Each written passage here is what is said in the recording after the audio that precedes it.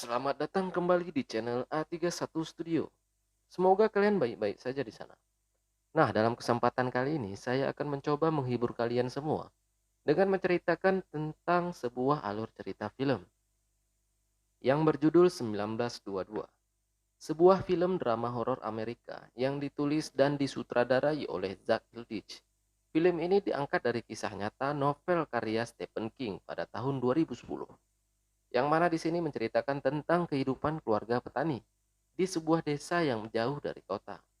Awalnya kehidupan mereka baik-baik saja, namun dikarenakan dengan adanya perbedaan pendapat di antara mereka terkait masalah harta warisan yang ditinggal oleh orang tua mereka. Hingga akhirnya kehidupan mereka berakhir dengan kematian. Oke, bagi kalian yang baru saja hadir di channel ini, jangan lupa untuk mendukung channel ini dengan menekan tombol subscribe dan juga tombol lonceng notifikasinya agar video ini akan terus dapat berkembang dan menghibur kalian semua. Sebelum kita beranjak lebih jauh lagi, tidak bosan-bosannya saya mengingatkan kembali kepada kalian kalau video ini hanya sekedar spoiler alert. Jadi saya sarankan bagi kalian untuk menonton film aslinya secara utuh agar kalian menemukan adegan-adegan film dan ceritanya secara lengkap. Yuk, tanpa berlama-lama lagi langsung saja kita ke ceritanya. Cek it out.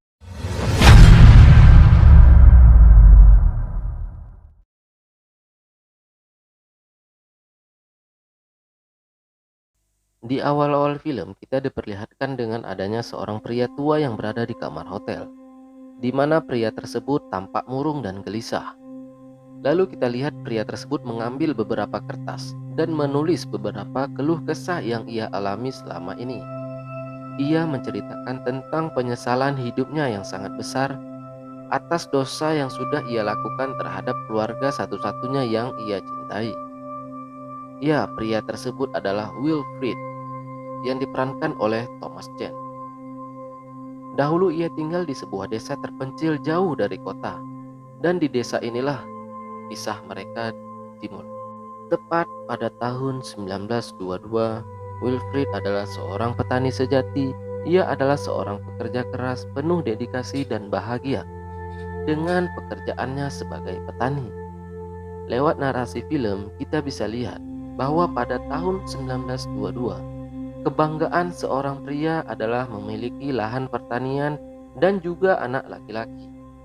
Lahan pertanian adalah segalanya, dan Wilfrid memiliki lahan yang cukup luas untuk dijadikan sebuah kebanggaan pada masanya.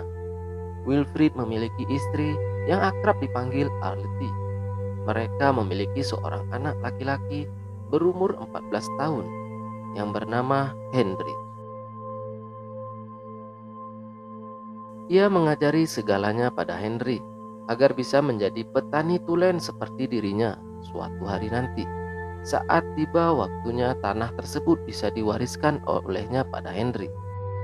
Tetapi masalahnya, tanah tersebut bukanlah seutuhnya milik dia.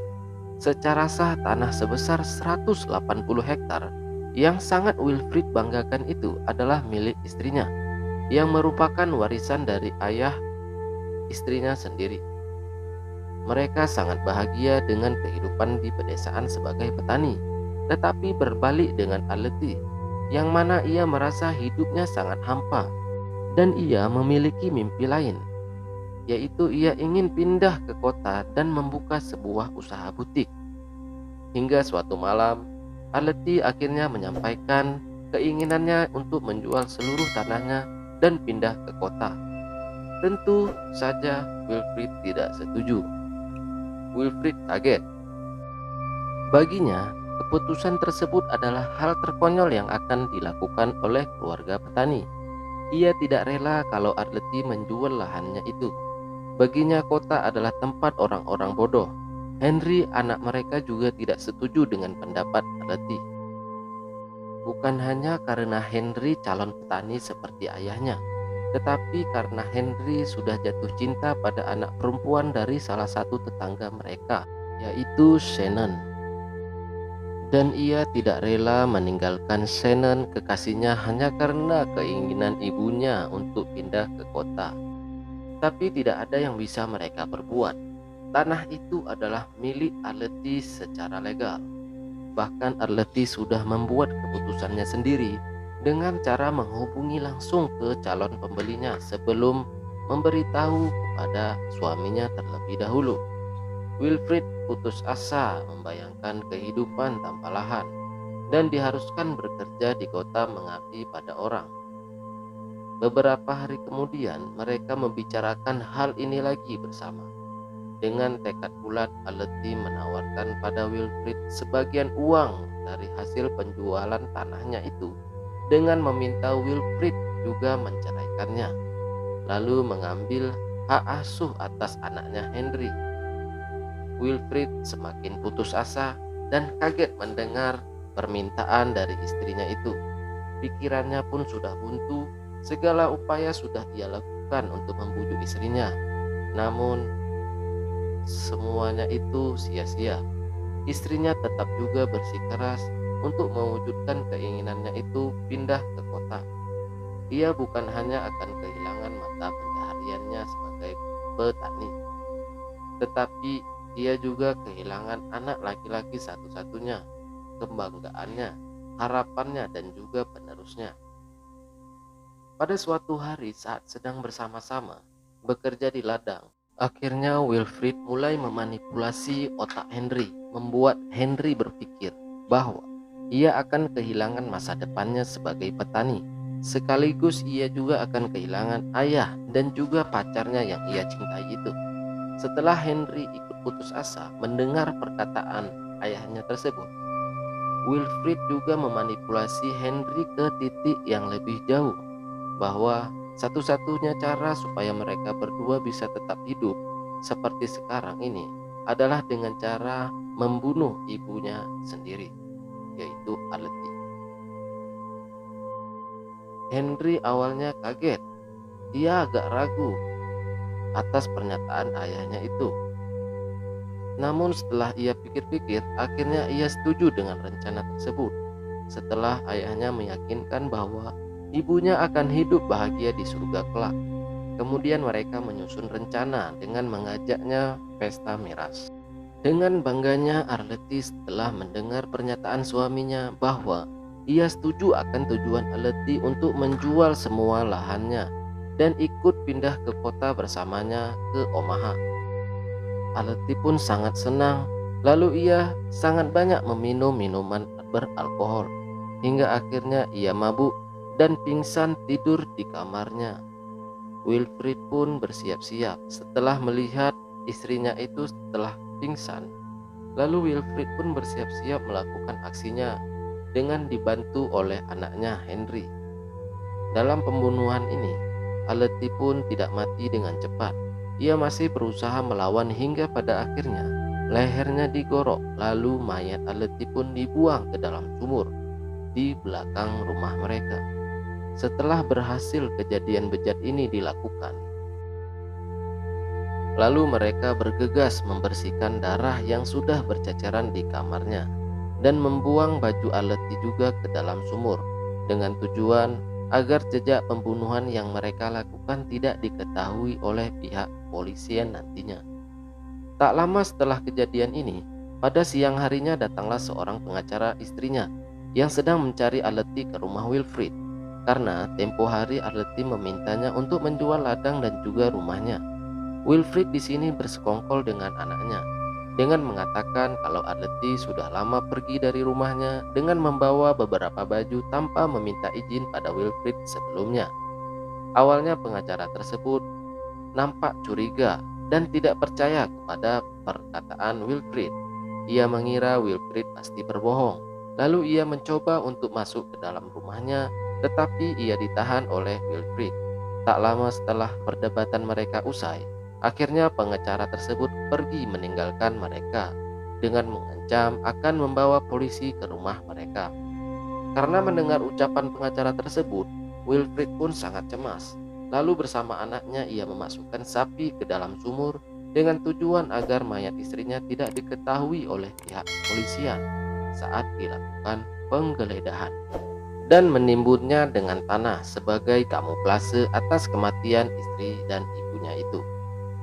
Tak lama kemudian datanglah seorang polisi ke rumah mereka setelah menerima laporan dari pengacara yang semalam datang ke rumah mereka.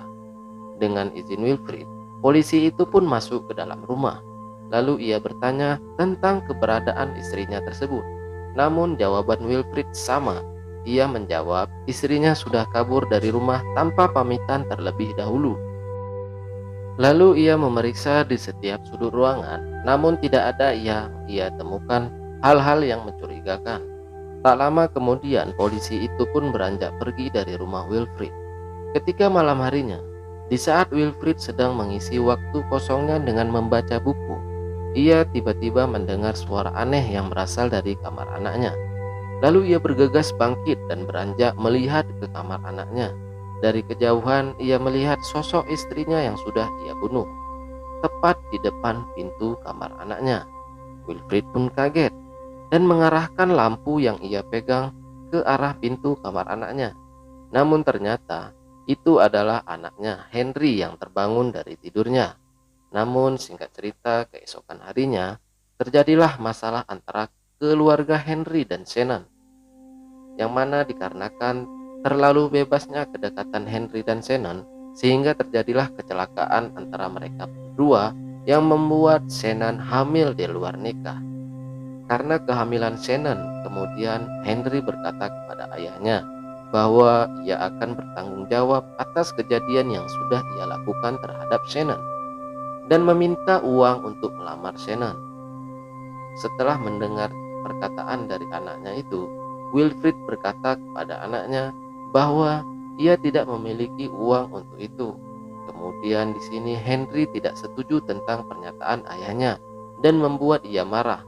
Lalu terjadilah pertengkaran antara Henry dan ayahnya. Beberapa saat kemudian, datanglah ayah Shannon ke rumah Wilfrid dan berkata kepada Wilfrid bahwa ia akan membawa Shannon anaknya ke rumah Katolik wanita di Obama, dan itu memerlukan biaya yang sangat besar. Untuk itu, ayah Shannon meminta patungan kepada ayah Henry senilai $75 dari total $300 yang harus dikeluarkan.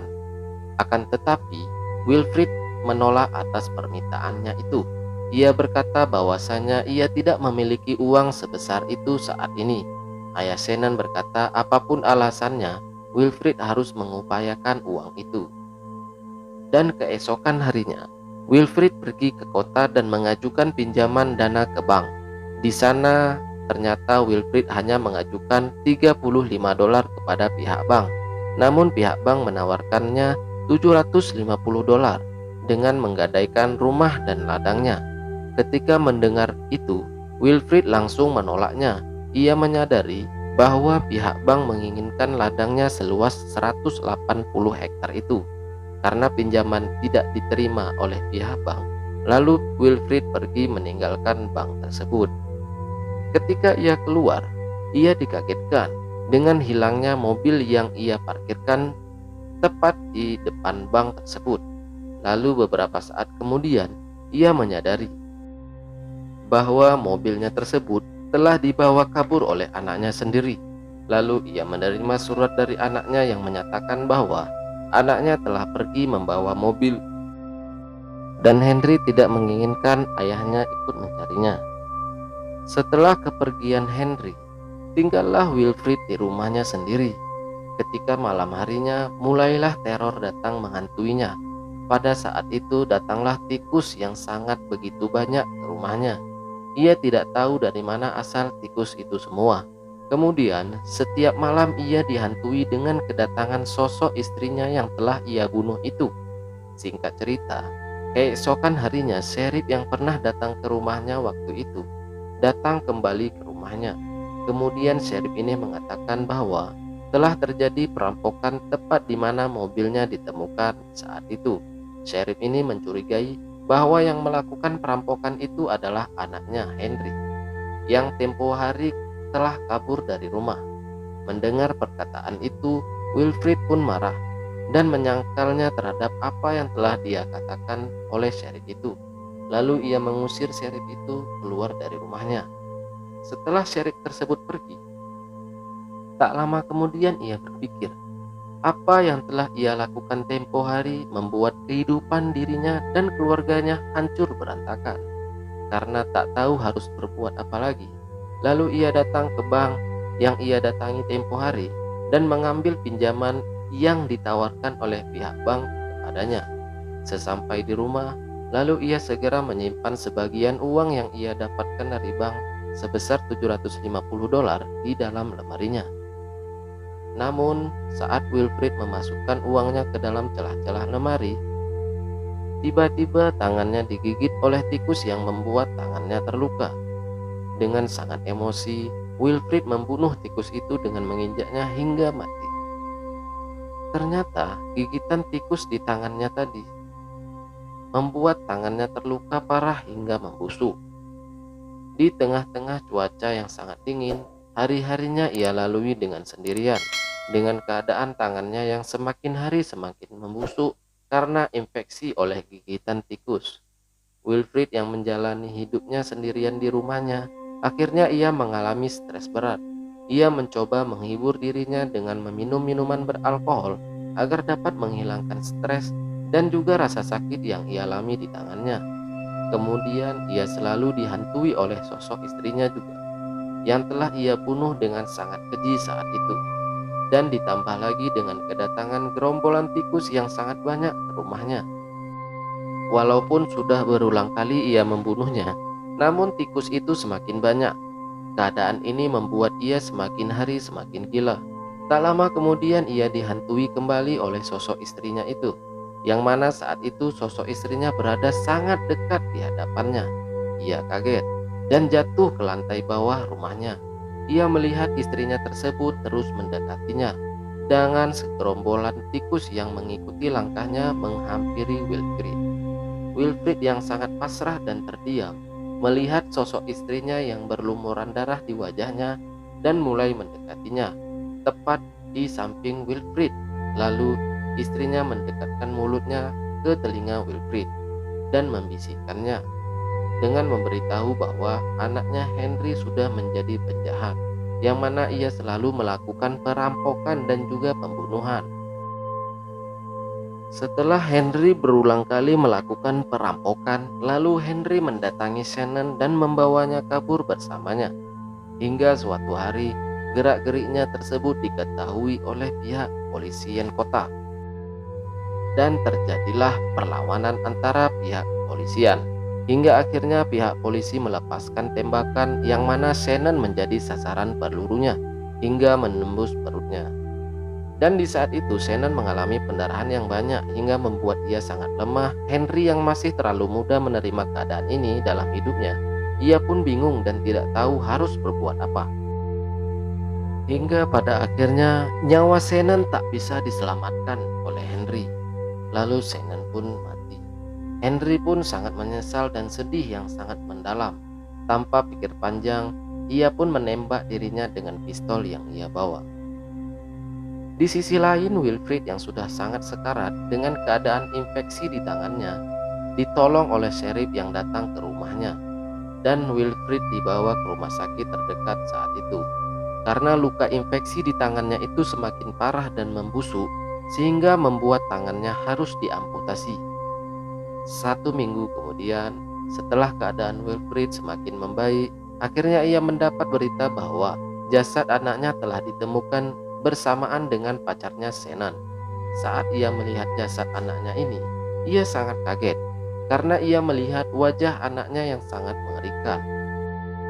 Lalu petugas yang membawa jasad anaknya ini memberitahu kepada Wilfrid bahwa saat mereka menemukan jasad anaknya ini, mereka melihat jasad anaknya sedang digerogoti oleh tikus yang sangat banyak.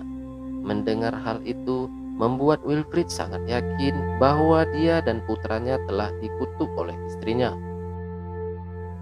Dan kemanapun mereka pergi, tikus-tikus ini akan selalu mengikuti mereka. Setelah pemakaman anaknya, keesokan harinya ia pergi ke rumah tetangganya dan menemui ayah Shannon dengan berniat ingin menjual rumah dan ladangnya kepada ayah Shannon. Akan tetapi, ayah Shannon menolak tawaran Wilfrid dan berkata tanah itu telah dikutuk. Dan ayah Shannon berkata kepada Wilfrid dengan sangat menyentuh bahwa akhir kehidupan kita sangat menyedihkan. Istrimu Arletty telah meninggal dan istriku Sally telah pergi meninggalkanku. Kita berada di sebuah kereta rusak bersama, dua pria yang memulai tahun dengan istri dan mengakhiri tahun tanpa istri, dan dua pria mengawali tahun dengan kelahiran anak dan mengakhiri tahun dengan kematian anaknya. Tapi yang berbeda di antara kita adalah aku masih memiliki dua tangan yang lengkap, sedangkan kamu hanya memiliki satu tangan yang lengkap.